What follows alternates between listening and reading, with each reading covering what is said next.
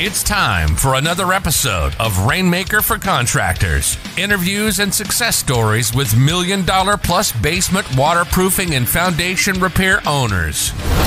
Discover how they market and grow their companies in today's economy. Hear directly from the most successful leaders in your industry.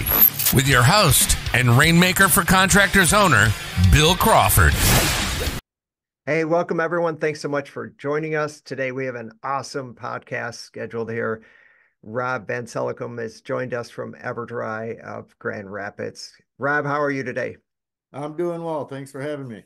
You bet. As you know, you've been on the show before. It's one of the more watched podcasts and listened to podcasts. And so I'm really glad to have you back again. But for those who haven't heard the past one, can you tell us a little bit about your business and what you're all about?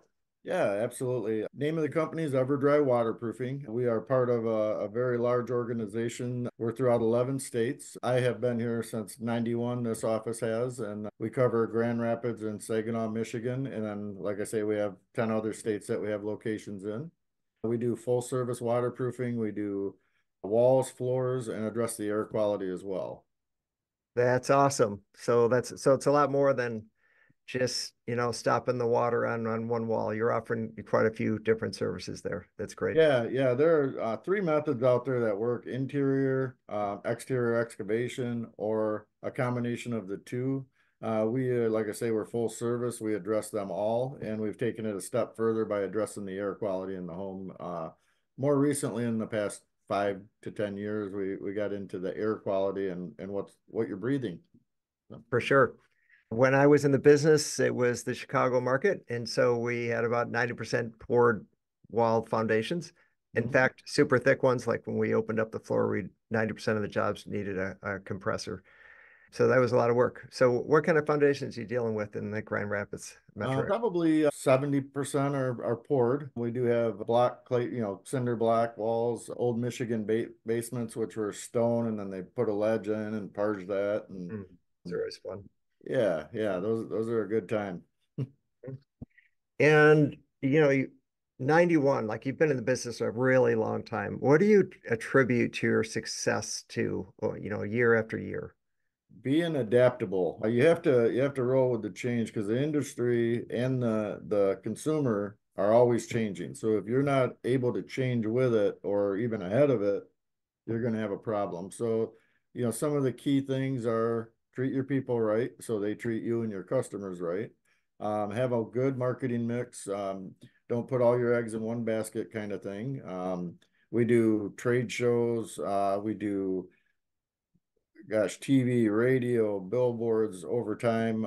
That's been a real big help. And then, of course, internet marketing, SEO. When I started this, there wasn't a whole lot of internet anything. And as time progressed, nowadays everything really is internet, social media. Website has to be up to speed, and you have to have somebody basically taking care of it that knows the industry, and that's why I'm happy with Rainmaker. I know a company that does that stuff. That's awesome. Yeah, for sure. Thanks for the shout out. I never asked for shout outs on the podcast, and I didn't prep you for that either, but thanks for that.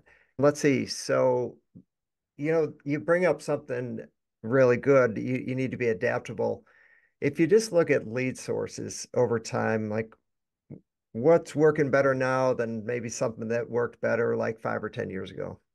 Really, what's working better now than 5, 10 years ago is really the internet, online presence. Years ago, we did, it's kind of a dirty word, but we did telemarketing. We reached out to homeowners, called them up and said, hey, you noticing this or that? And then we offer them an inspection.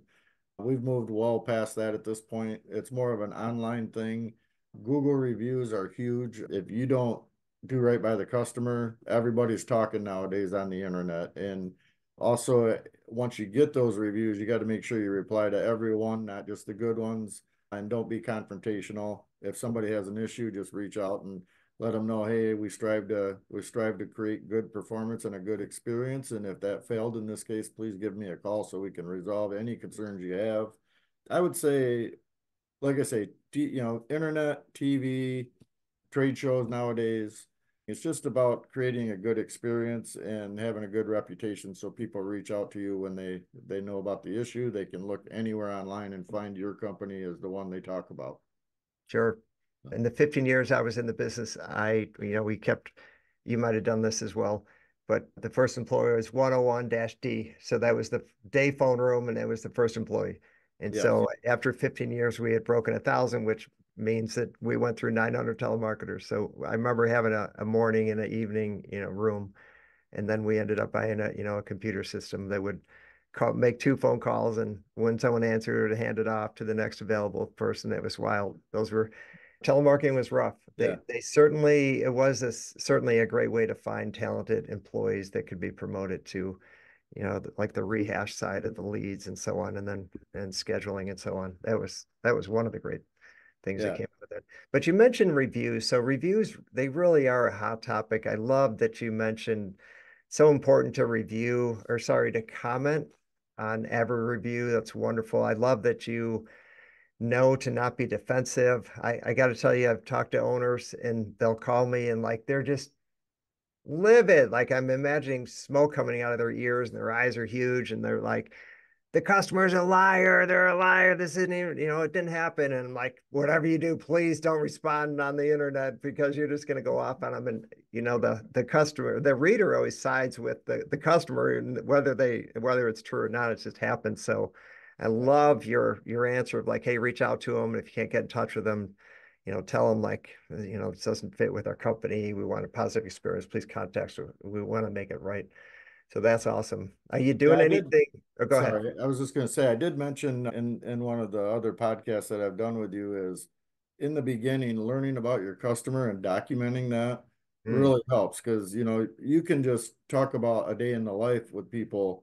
And if they feel, even if they're mad and they did a horrible review, but you come back and say, hey, when I was out there, I did talk with Johnny, or, I talked to your wife about this, and something personal, not something about the work, but mm. just something where they're like, oh yeah, it brings them back to a moment where they did like you, and then you have an opportunity to actually have some rapport with them, and then they give you a shot to overcome the issue. Everybody gets complaints; it's going to happen. It's just how you respond to it, and I say respond because you don't want to react to it. You want to make sure that you have to swallow your pride sometimes and say, hey, we're human, we can screw up too. How can Yeah. I fix this? So Hey, that's pretty slick. You're using some psychology there, bringing back a positive memory. Nice. yeah. I love that. It's really cool. So you doing anything special to get reviews? I talk to a lot of contractors. They're like, oh, I have a hard time getting reviews. I'm like, well, do you ask? It's like, well, I don't know. I send an email out sometimes. Yeah. What do you do? What I do, there's a couple things. Again, I do a lot of follow up with customers, so I'll reach out to them. If I talk to somebody and they're happy or whatever the situation is, I'll ask for a review. I have my foremen and service managers when they go out, ask for a review. And some of them at first are like timid, like, I don't want to ask for a review. I'm there to service it. They're going to say something bad. And I'm going to say, I hope not. I hope they say, I needed a service call and Everdry stood by their warranty and took care of it. And, For get a sure. review from everybody, employees, customers. I don't pay for reviews. I know some folks do. Mm, I don't do that. If somebody calls in, catches me, and they're calling in to take care of their renewal for their warranty or something like that, and they're really happy about their system and they're just raving fan, I'll ask them for a review, and then if they commit to it, I'll send them a couple links, and then I tell them after they give me a yes, they'll do the review. Then I'll tell them, you know what, for your time, because it's valuable, if you go on and do that for me, let me know when you're done and I'll waive your service renewal for this year. Because I'm that confident in our system and I'm that confident that, I got the answer first that you said you would do it. So I'm not paying for anything. I'm just giving you extra incentive for your time. kind of saying thank you. Yeah, I appreciate you not incentivizing your customers because you don't want to do that, right? Like Absolutely not. some of these places like Google, they've been known to take down listings for people that are incentivizing reviews. So Yeah. way to kind of know where the line is and not cross it, but do what you Yeah. can to help the customers. That's awesome. Yeah, and where I'm driving people as far as, when people do want to do a review, I have a couple sites. Google's always a big one, But the BBB, in my opinion, is the best place to send people to do reviews because they vet them. They make sure this is really a customer. They make sure that they did an interaction with our company, good or bad. And, if they have a bad, they send you a link saying, so-and-so reviewed, is this a customer? And you reply and, you automatically reply before you know if it's good or bad. So Yeah, I like that they vet them and they're actually 100% real reviews, because there's places out there you can get people to go do fake reviews by paying a company to set them up for you, and that's just not how I want to do business. Because for if sure. anybody says on Google or anywhere else that this is a fake customer, I invite them in. Go ahead and look at my customer files. I mean, For sure. why would I do that when I provide a good quality service? So That's right. That's yeah, right. And I'm gonna, just because I'm passionate about this stuff as well, and especially because you're a client, but I'm a firm believer that Google is the number one place. But because it affects your rankings and people look there. But the BBB, that's huge too. I do like that they're confirming and verifying that these are actually legit. So that's awesome. yeah, and a lot of them, the ones that when I give them a link to go to, I give them both, and Sure. I'd say probably 90% of them go to both. Nice. I Yeah, bet you they're probably copying, pasting the same review, which wouldn't bother me at all. yeah, that's fine. It's the same Yeah, thing. As long as for the sure. customer name's the same, whether they have two reviews out there, that's great. And now what I'm doing, take it a little step further, is I'm making sure that they mention the city name that they're in. Nice. They did my home in Grand Rapids and couldn't be happier, because when people are looking for Everdry waterproofing or just waterproofing, they're doing waterproofing Grand Rapids. That's right. So that helps that pop up on the Google search too. So That's right. I don't know if you know this, but Google owns a patent that they could read reviews. And so we know that the part of the algorithm is that Google's not just going off of the number of stars that you have or the number of reviews, but they're going off of the sentiment of the review. So if you get people that are like, crazy wild fans of yours, and that could be seen in the review, they're going to give more weight to that review. And then you mentioned two other things. If you can get the basement waterproofing phrase in there and also the town that they're in, like yep. that's the ultimate, high level review. I'm typically talking to people, just encouraging them to get reviews. You're at a higher level where you kind of got it down to a science. I do notice that some of the companies are training their customers to upload pictures of their work, which is really clever as well. It's going to give a little bit more weight as well. That's So, huge. Yeah, that yeah, I was just gonna say that about the photos, because yeah, when you see a review and they say all the nice things and then they see, the work looks awful. That's part, I mean, I want people to show it, because if I that's see right. that work does look awful, guess what? I'm calling them up and saying, hey, I think we can improve on this.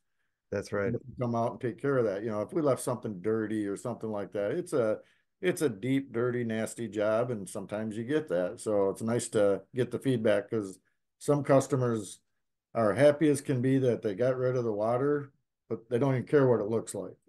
I'm Mhm. more like, what is seen is just as important as what it does. So Absolutely. You mentioned earlier, you said you're doing something with air. I know there's plenty of waterproofers out there that, they're really content with just kind of doing one wall and like, well, that's where the water was coming in and we stopped it. Like, why do you do an air test and how does that relate to your services?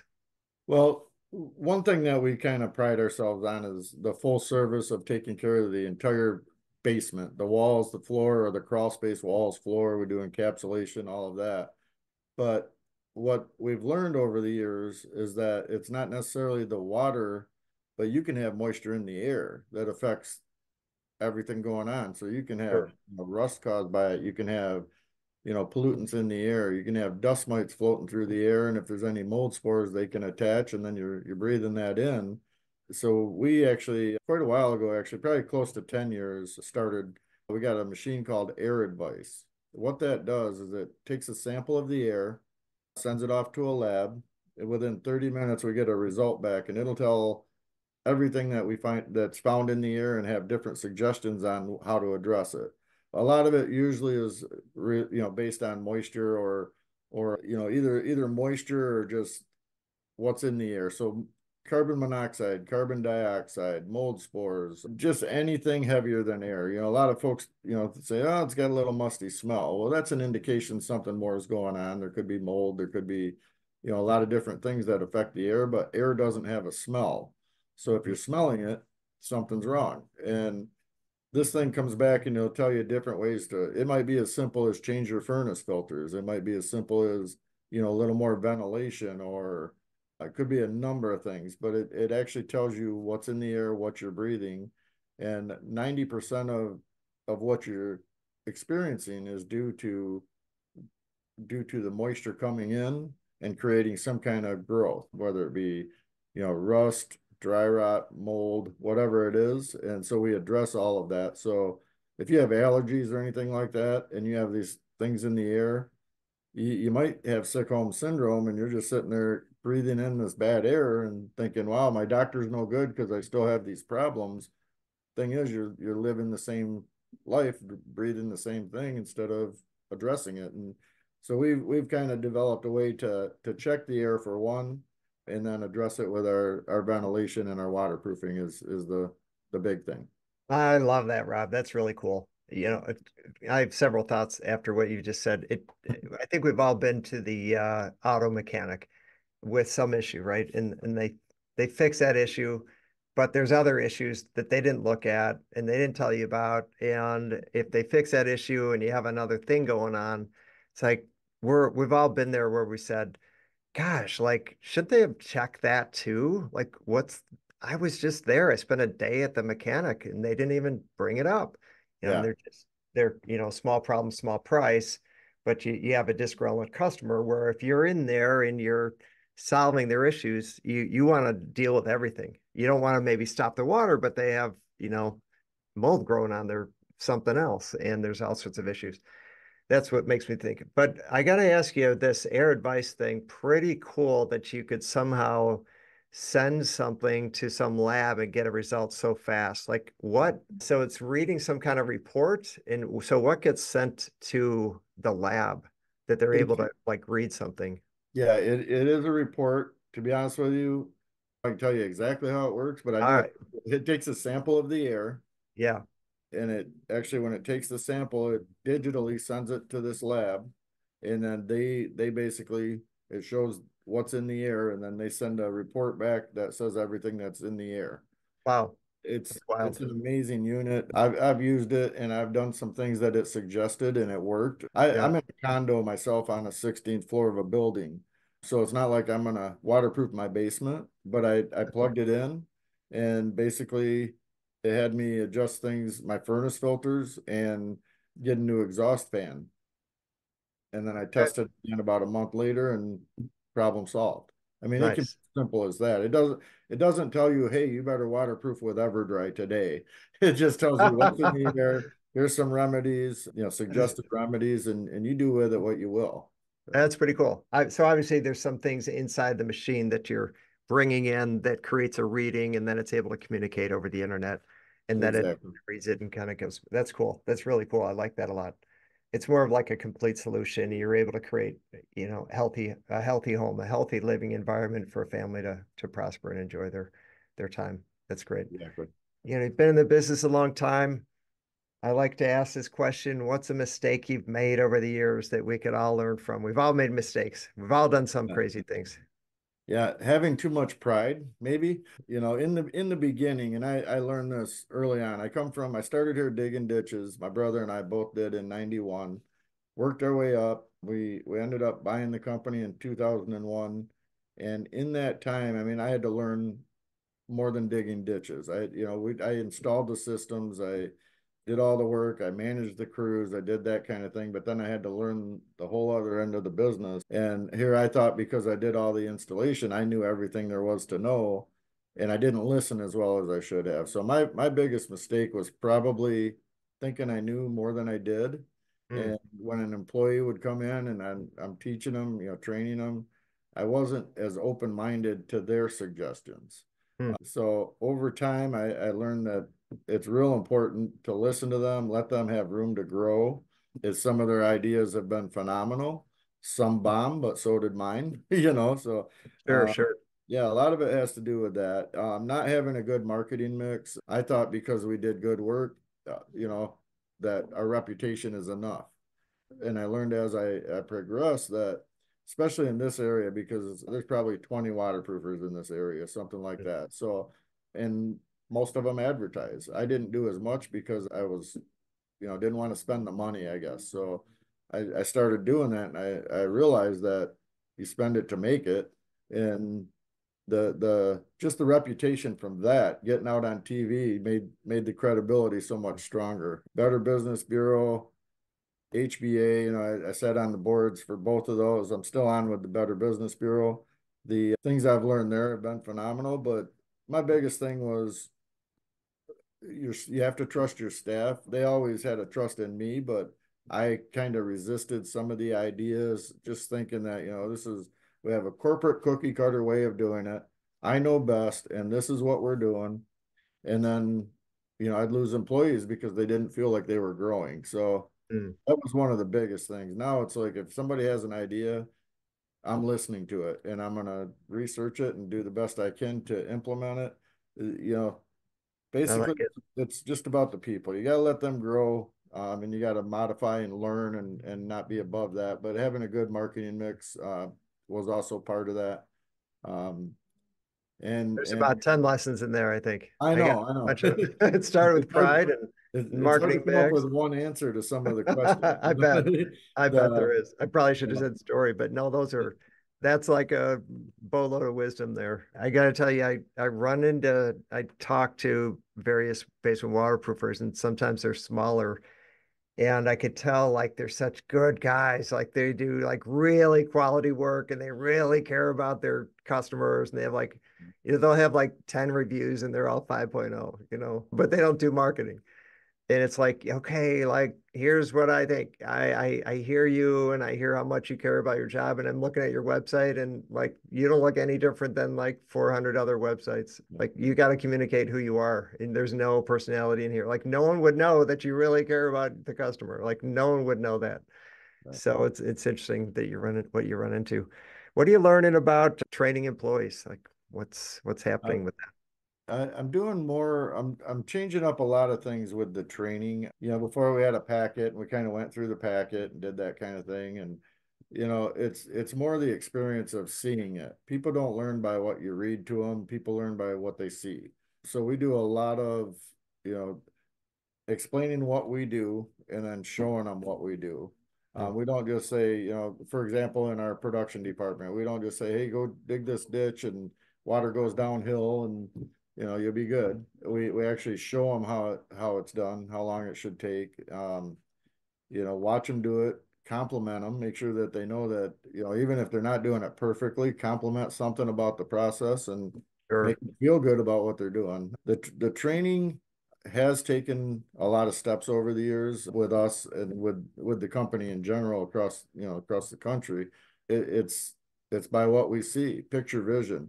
You can explain to somebody, mold is bad, but there's no concept to that. Mold is bad because there are 5,000 kinds, all the different things about it. And they're like, wow, and the picture of it and just show them exactly what it is. And again, the training, I'm constantly changing the training. For example, my show staff, I used to, give them a little bit of book knowledge, have them learn some objections to overcome, how to deal with, anybody that doesn't want an appointment for one reason or another, just kind of explaining the value, their purpose and value, so the homeowner understands what we're doing, and that's to save them money and stop it before it gets worse. I've actually taken it to where I set my podium up in my conference room now. Oh, nice. We're role playing the whole thing. Like I'll sit there and I'll do the show presentation, what we say at the shows and how we address every customer that walks by. And I say customer because everybody is a potential customer, but Sure. everybody at the home shows that goes by, I'm saying hi, or I don't care if we say boo. I want them to stop, look at our booth and go, hey, Everdry, I need you. It's I just a love that. matter of seeing it. Because if you just train them how to do something and say good luck, you're not going to get a result. So, and they have fun with it. Every now and then they're a little timid on getting behind that podium at first, but I'm doing it first and I'm making it fun, enjoyable. Love it. And then I have them do it. And again, I don't care if they're good or horrible at it. I'm complimenting something that they do up there so they feel good and they know they're appreciated and they know their purpose and value. I love that. I so resonate with everything you're saying. I love the podium. That's just great. We're going to role play. I think role playing is the most powerful training tool that there is. Like we Mm-hmm. used to, record people on the phone and then you play it back. Great. How do you think you did? I don't know. Usually it's like, I did horrible, right? Like, no, I don't think so. And you got to find something good. I love how you did this. Yeah. It could be horrible, right? But hey, you did this really good. And then, all right, we're gonna do it again, but why don't you try to do this? That's awesome. I always like, there's a couple things that makes me think of, I used to sum up the training to give it to them, tell them what you're expected, get it back, have them tell you what they heard, and then watch them do it. I think too often we say, hey, whatever, if it's production, I need you to dig this hole, it needs to be this deep, this wide. I'll see you later on. And then we come back, it's like, what the hell? This isn't it. Why are you taking so long? Yeah. It's not enough. Exactly. And one thing I've always been a firm believer, because again, I started in production and time was everything. We got paid by the day, not by the job. So Yeah. timing was everything. So always hands-on when I was in the field, and I've kind of taken that to this. Like there's not a job in the building that I can't do or haven't done. And when I'm training somebody on any position, they're watching me do it because then they know I'm not expecting them to go beyond. And I have managers for these departments, but as the owner, I suggest everybody be hands-on because we're making money for the big guy at the end of the hall isn't my kind of business. This guy appreciates us. He's in here getting his hands dirty too. He's either doing the work or the presentation that he showed me, he's asking me to perform it, but he's doing it. How can they I say like it. he's asking too much if he's hands-on, Yeah. I mean, I'm hearing servant leadership. And the other thing you said earlier is that you want to help your employees grow Yeah. and achieve more. You're trying to listen better to them. That's great stuff. Way to go, Rep. Hey, last question here for you is I'm going to change it up a little bit. If you're talking to other business owners, you've been in the business like so long. What habits and routines do you think are important to have? Like, or, not all of them, of course, like, but what's one or two habits or routines that you think is important to have as a owner slash general manager that leads to success? I guess a constant commitment to excellence, and whether that's for the customer or for the employees. If you don't have a routine, like for me, I don't work one day, take 2 days off, and then come in and say, hey, what's going on? You're not doing what I taught you 2 days ago. I'm here every day. A routine, when I come into work, I have my meetings that I do with every department head, and a lot of times I get in their meetings with their staff, but I do it routinely. If I'm out and say it's 10 o'clock, my confirmation meeting time, and I'm walking down the hall, my confirmer's sitting in here loaded with all the information that we go over every day, waiting for me. And then he gives me a hard time when I get back because the meeting's at 10, not 10:05. So just staying on routine. It shows respect, but it also, you can't check your results on a monthly basis because by the end of the month, you can't affect change because you're already there. So I like to do it daily or weekly. And then I know, okay, I got to modify this. We're this far behind or this far ahead. I want to modify this result, within the next week. We got to affect change and get a better result. When I come into work every day, I have a list next to me of 3 very important things that I have to get done that day. Those get done no matter what. Everything else is just kind of, we do the meeting, go over yesterday's results, learns what we're going to modify today, how we're going to affect change.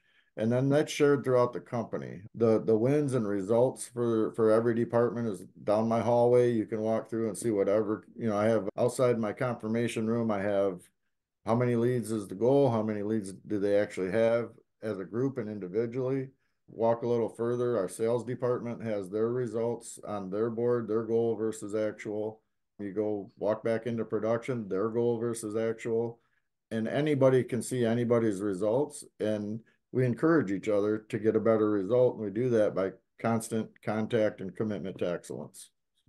Wow. Love that stuff. Let me just tee up a little softball question for you. So what's the purpose of like posting these goals? Like, how does that Uh, help? they need to know. Everybody has to be on the same page. I can't say, gosh, I really want to hit, this number this month. And if they don't know it, they don't know what they're looking to accomplish. They don't know, if you don't have it posted for their own sake or anybody else looking at a different department, nobody knows. I mean, you just run wild and rampant where if you have everything posted, everybody knows. And if your department's failing, people from other departments don't go in there and say, wow, you really suck in your department this month. They go in there and say, hey, anything I can do to help? How can I help For this? sure. I love that. The other thing Teamwork. too, Better Business Bureau, I had somebody say this to me recently because my commercial, I talk about that we've won 3 torch awards for ethics. Only Nice. only company in Michigan that's done that. And that's in my commercial. And I had somebody actually say, if you do good work, if you're bragging about the torch award, there's something hidden. I don't Mm, understand that because I'm bragging about something we won for being ethical and doing the right thing. I have it everywhere. You walk in my office, BBB's right there. You walk down the hall, mm. there's something saying you go in for an interview, there's something about the BBB.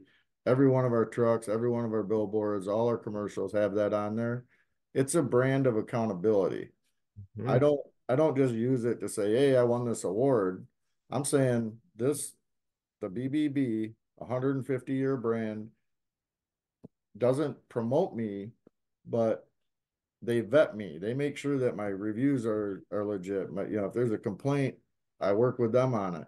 It's an accountability thing for us, and it's listed everywhere. And I think that really resonates with people coming in because they're like, a lot of people I think try to go under the radar where we're transparent. We have everything right out there.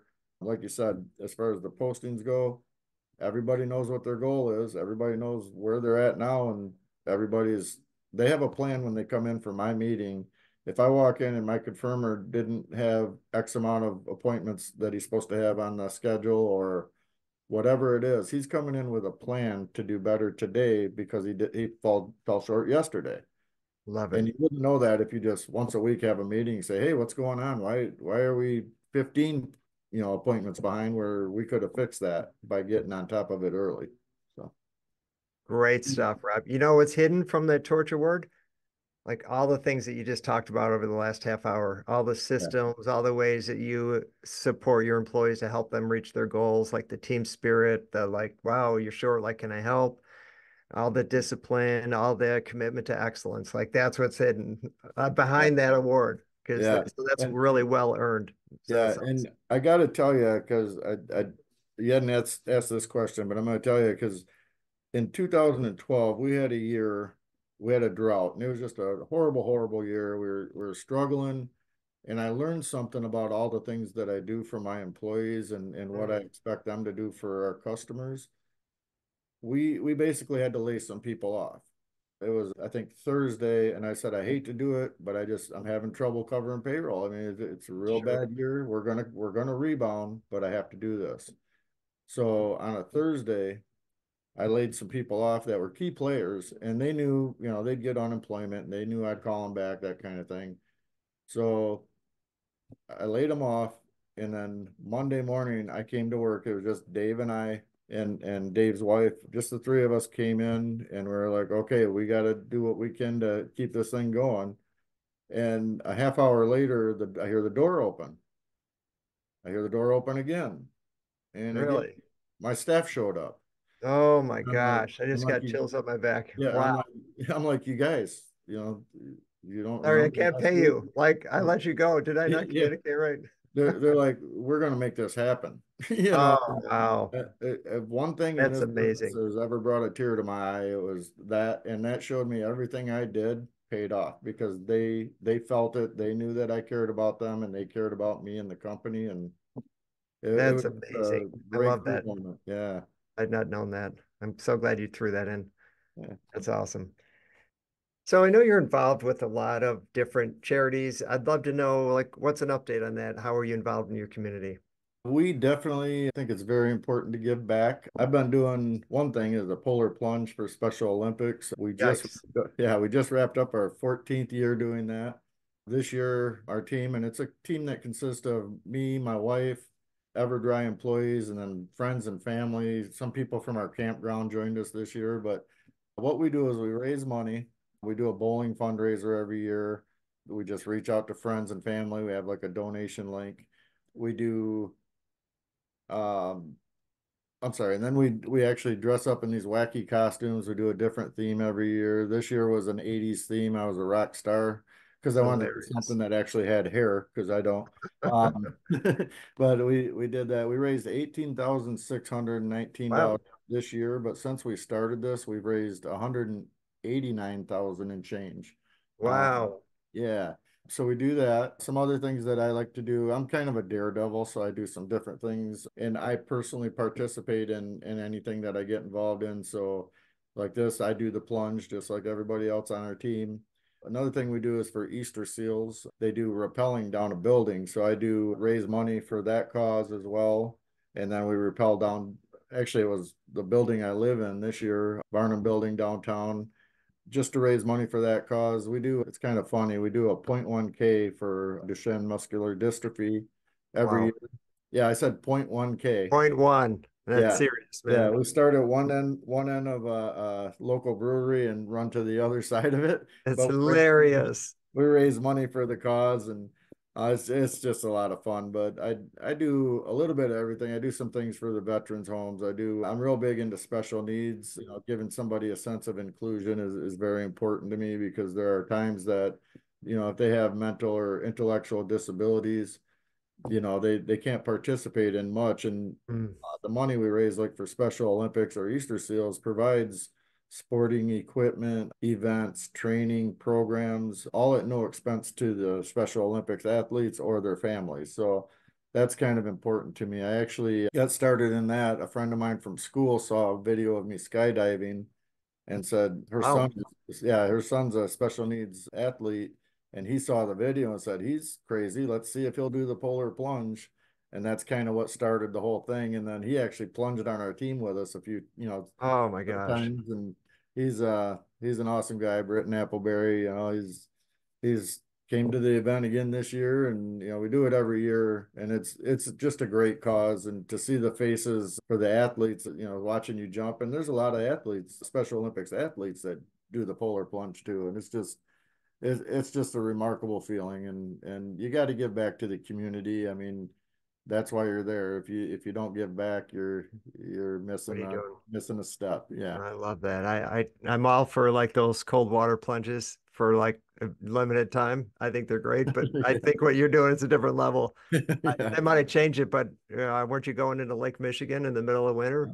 We actually were doing Reed's Lake for several years. They actually changed it up. Now sometimes it's in a pool, but there are plenty of lake plunges around too. But they built something called the Plungester, and they usually have it a few days before the event. So I don't want people to think it's cheating or you're jumping into a hot tub. That water's cold, and it's really cool. What it is it's a dumpster that they designed to have.